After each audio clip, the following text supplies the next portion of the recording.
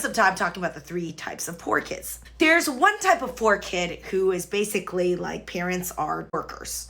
Minimum wage. These children have a humongous detriment because of their parents not having good jobs and not being able to move up. So this is very specific. If you belong to a family where everyone is still earning minimum wage late into their lives, unfortunately, you will not be given a lot of financial wealth support because you haven't seen it in your family. And this really sucks because this is completely based on your family's situation. So that's like, this is a big group of people. This is probably like 50% of the poor kids I know. They also don't really know how to manage their finances or even have any hope because all they've seen in their lives is that beat down, is that being completely beat down by life, by employers, never changing, staying in the same minimum wage job for like 20, 30 years. So this is what I call low mobility poor. There is like about 50% of poor people that fall smack dab into that situation.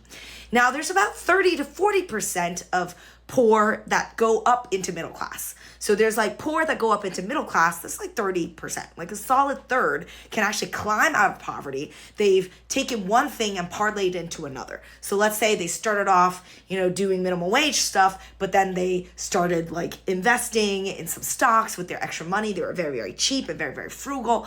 And these are the people that like got into middle class.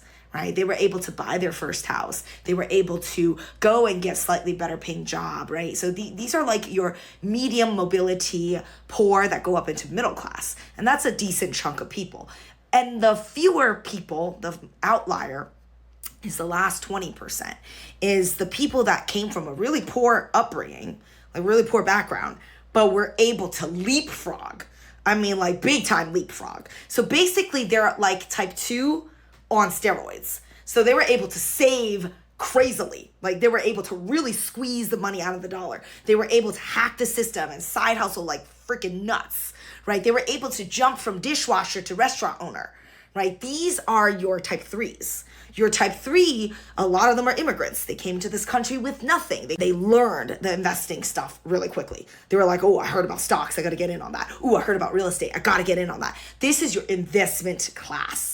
Right? These are your poor people that came here undoubtedly with nothing, but quickly moved up the ranks. And these are your hardworking, charismatic people. A lot of these people massively upgraded their income potential. Boom, boom, boom, boom, boom, jumped up. My point here is that there are outliers that make it out.